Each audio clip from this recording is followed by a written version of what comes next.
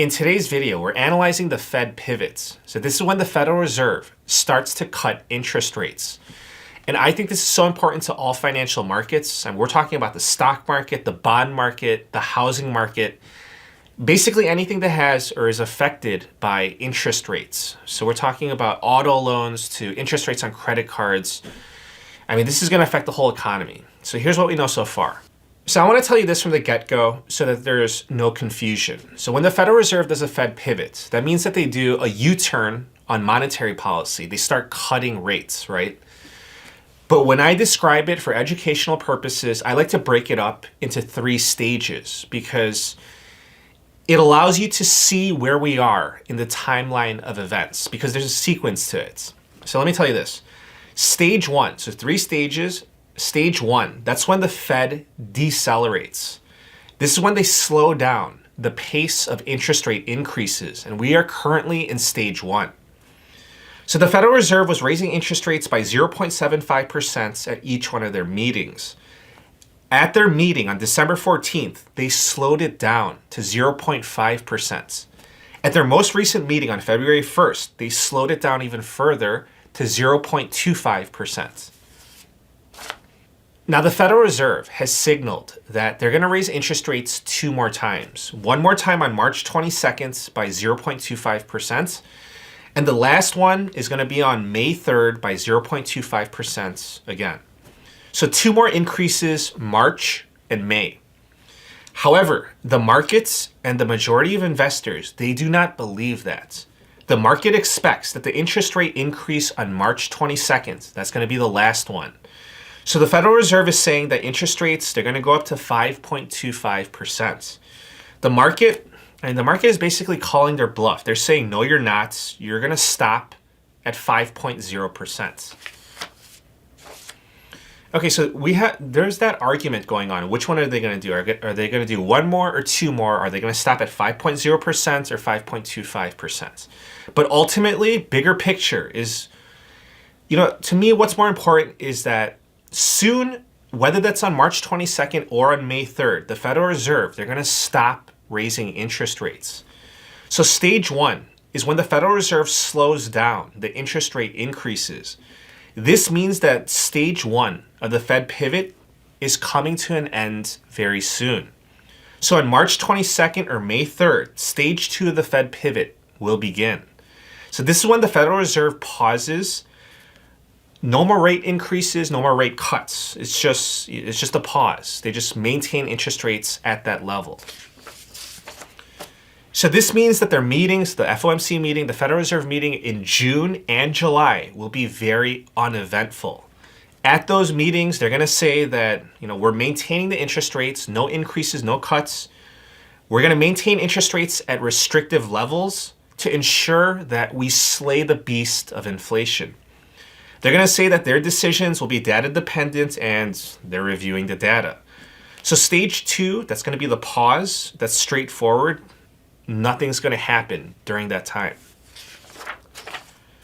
So stage 3 of the Fed pivot is when the Federal Reserve starts to cut interest rates.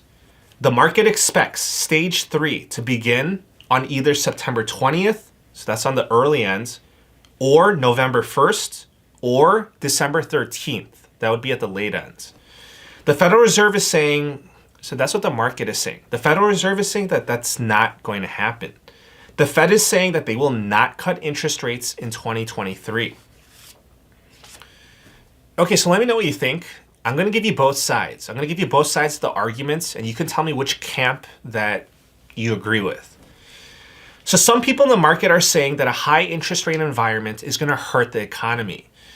It has undeniably hurt the real estate markets. And the pain, it's showing more rapidly in that sector because obviously the housing market, it's more interest rate sensitive. The damaging effects of higher interest rates, they're slower to appear in other sectors because of the lag effect. But the damage, it will surface and it'll be very visible in the broader economy this year. It's going to become much more visible with layoffs, bankruptcies, higher unemployments, and basically slowing GDP, a recession. So the belief of this argument is that the economy will suffer and the Federal Reserve will come to the rescue and start cutting interest rates in 2023. As the economy weakens, it'll kill demand, and yes, inflation will come down. And the Federal Reserve, they can declare victory and they can play the hero. So basically, they're going to win the fight against inflation from a self-induced recession. So that's the argument for the Fed cutting interest rates on the tail end of 2023. Now, the Federal Reserve is saying that they will not cut interest rates in 2023. So this is how the Federal Reserve envisions how this will go down. The Fed believes that we will have a soft landing. So yes, the economy will slow. However, the resilience of the labor markets will prevent the economy from falling into recession. So the Federal Reserve acknowledges that we have a tight labor markets. However, the hope is that companies will not turn towards layoffs. Rather, companies will reduce job openings. So the Fed believes that a strong labor market will prevent a recession. And by avoiding a recession, there will be no need to cut interest rates in 2023. The economy will be slower. It will be below trend growth. However, there's the chance that we maintain positive GDP and there's no recession. So while all this is happening, in the background, inflation continues to fall to about 3% inflation by the end of this year and about 2% inflation by the end of next year. So basically, the strength of the US consumer and a strong job market will prevail.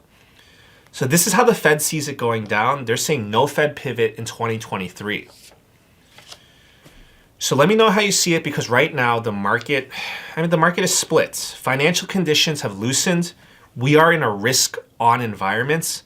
A lot of people believe that the new bull market has already started in stocks and in cryptos. They believe that the worst is already behind us. We already bottomed out. No recession, soft landing. So I've asked for your opinion. Now I'm going to give you mine.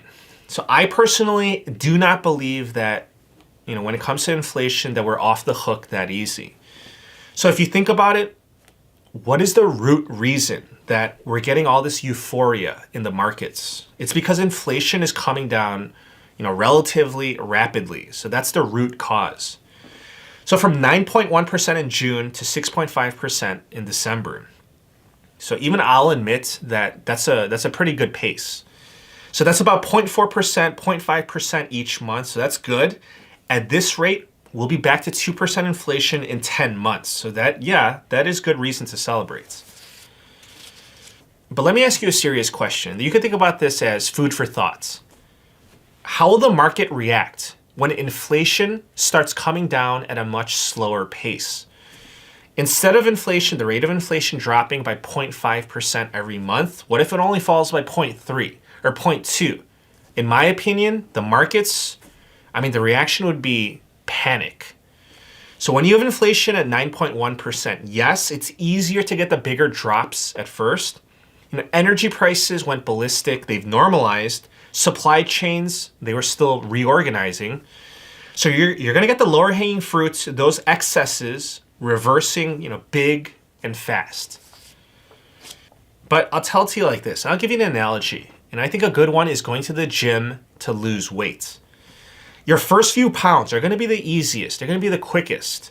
And then after some time, the effort to get another pound off will become increasingly more difficult. It becomes more stubborn. That's because the marginal difficulty increases. So shedding from 9.1% to 6.5%, that seemed like a piece of cake. We're moving at a very fast pace. At this rate, we're going to be back to 2% inflation in no time, right? I don't think so. I don't think it's going to be a cakewalk from here on out, because we already got the low-hanging fruits, which is energy and goods inflation. Jerome Powell said the service inflation ex housing is not coming down. We still have a tight labor market, and guess what? Energy prices and commodity prices are rebounding. So I explained both sides, and I'm just expressing my opinion. I don't think this is going to be easy when it comes to inflation. I don't think we're going to have a soft landing. I think the bulls are being too optimistic. I believe that in the stock market specifically, that this is a bear market rally. So listen, you can check my video history, and a lot of people will specifically remember the word or the phrase that I used, dead cat bounce. So I said that on 3 different occasions. In the past 11 months, there have been 3 dead cat bounces. So every time I say that, it apparently upsets, it angers the permabulls. That phrase or that word, dead cat bounce, that's a trigger word to them. But in my opinion, they're going to learn the hard way, just like the other 3 times in the past 11 months. I would recommend that you just do yourself a favor. You look at the 1-year chart, look at the 2-year chart, look at the 5-year charts, and look at what is going to hit the economy, what's hitting the economy right now. It's not going to be pretty, in my opinion. So in terms of the Fed pivot stage 3, the actual interest rate cuts, well, that's the thing. If the Fed cuts interest rates in 2023, that's going to be because something broke. Either the economy or the bond market or the stock market or the housing markets. In that situation, if they cut interest rates in 2023, that would not be a good thing. Again, something went wrong in the economy or in the financial markets. So it would be a reactionary response against a crisis. And the stock market and cryptos, they would go much lower in that event. And let me give you the other scenario. Let's just say that inflation becomes harder to suppress. It gets stickier. But the economy is still hanging on. Then that means that the Federal Reserve, they're not going to cut interest rates in 2023, right? So no recession, then no cuts. In this scenario, we're going to have a sluggish economy, corporate profits, they're not going to go up, interest rates will be high, and growth stocks, they're going to hit a wall. So in this scenario, no Fed pivot for the next 12 to 15 months. But you have to realize that during that time, you have quantitative tightening, grinding down financial markets, grinding down the stock markets. And you know the saying, don't fight the Fed.